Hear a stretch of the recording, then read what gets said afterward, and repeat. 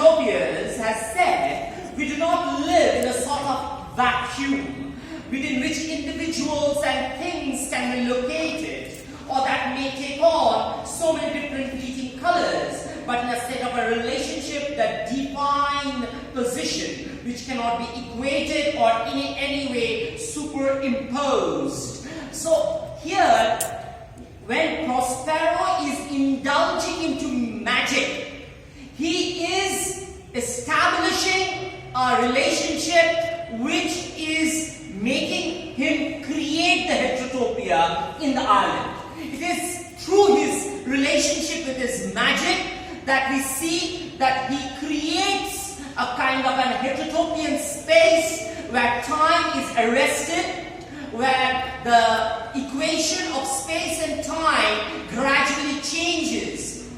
Now, coming to the basic point of my speech, that what Prospero establishes is a relationship through his magic. Now, his magic per se his relationship with magic, wand, and his story, which he tells Miranda, is kind of a Lacanian Borromean knot. Why? Because in Lacanian arena, the symbolic, real, and imaginary forms a trio of intrapsychic realms which comprise the various levels of psychic phenomena. Therefore, when Prospero tells his story to Miranda, he arrests time in heterotopian way. And his story is the Lacanian imaginary. Why? Because by Lacan's definition of imaginary, imaginary becomes the internalized image of the real whole self and is situated around the notion of coherence rather than fragmentation. Now, his story creates a non-fragmented, hegemonic systematization of rule. There is no time. The time suddenly becomes the infinite. The one which Einstein has called the infinite time, where space becomes zero. The space level does not change. She is put into a kind of space where she cannot change.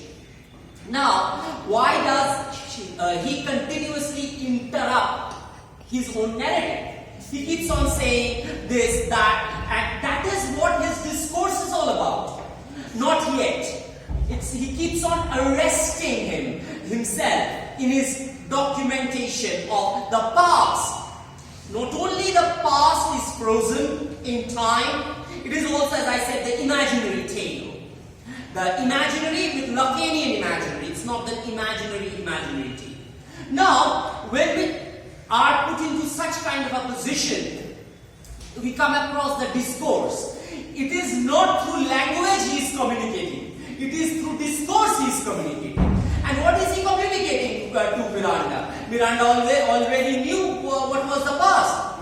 But he says, your past is not the tale of my past. My tale is the past. It is the story of my tale that you are going to listen to.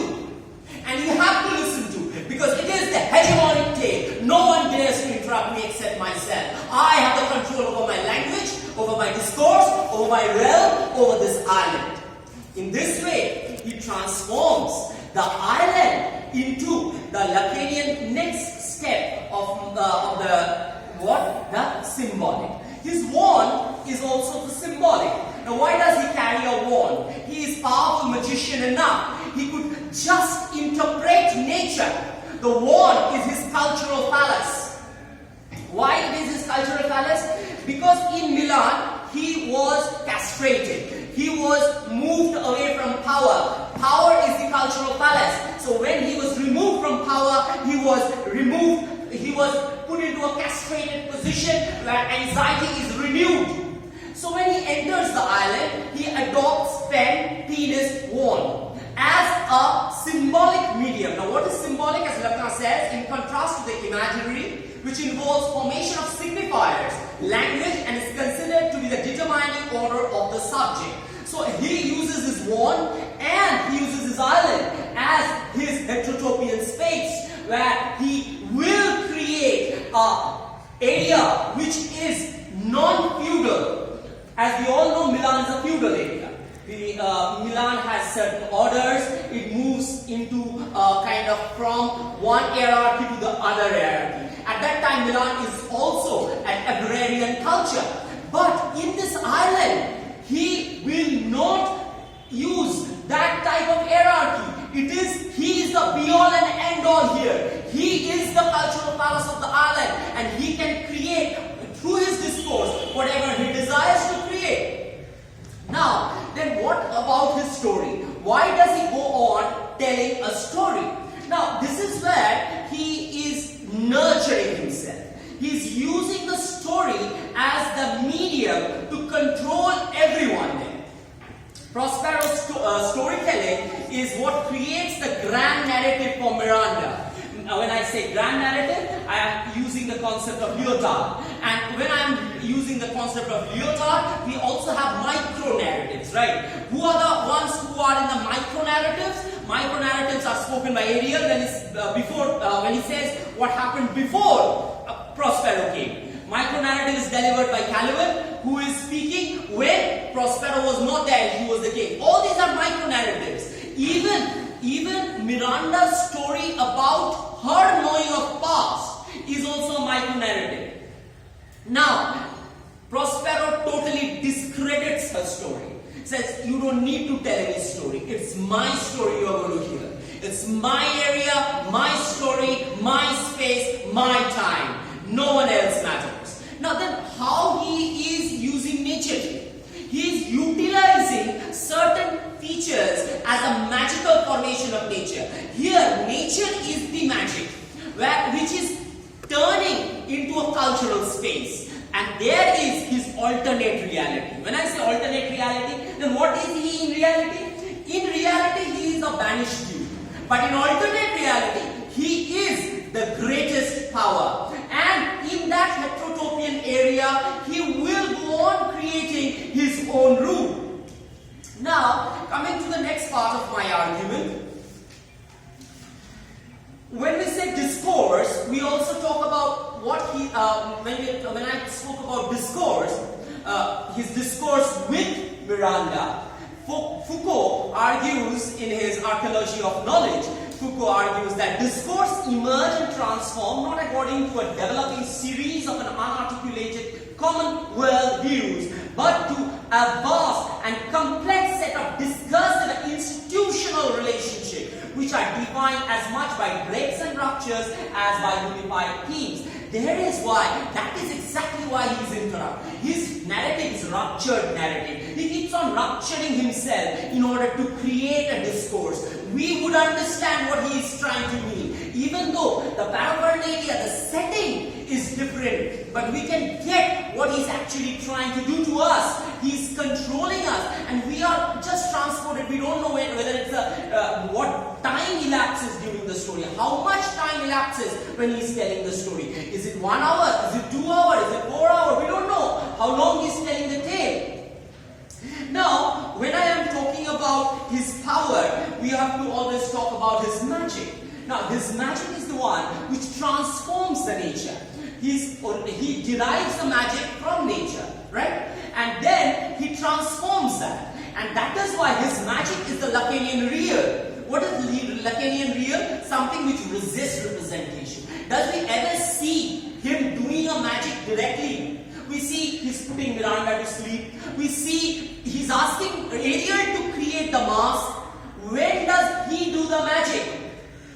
It is the Lacanian real. It lacks representation. We cannot have a representation of his magic. What he is doing by magic, we are getting the effect, but we are not going to represent it. We cannot understand what is exactly the magic, because it is his discourse, his language and power.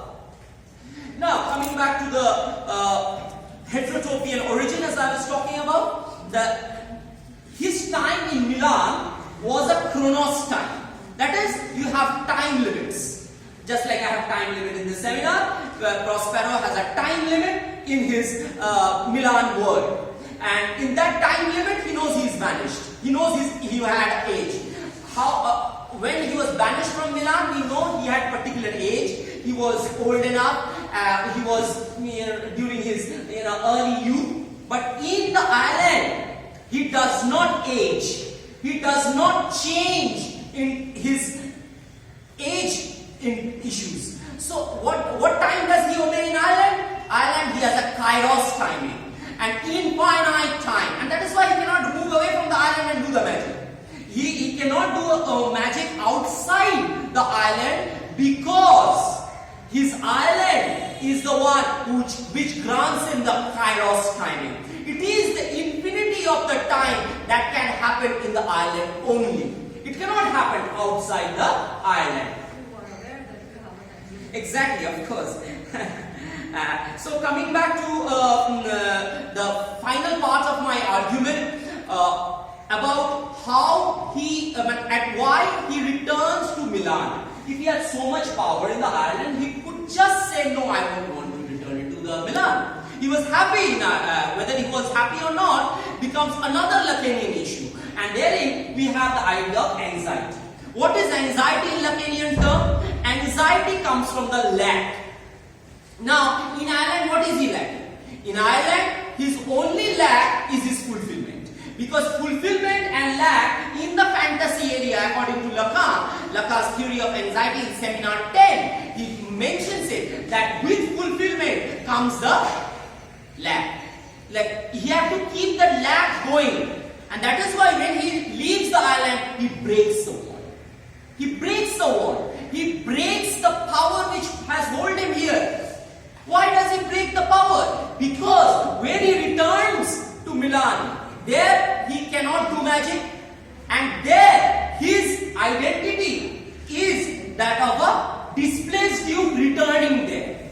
So his identity away from the island is going to be more in a natural world, more in a cultural world. It is not nature transformed into culture, but it is already an existent, preeminent structural world.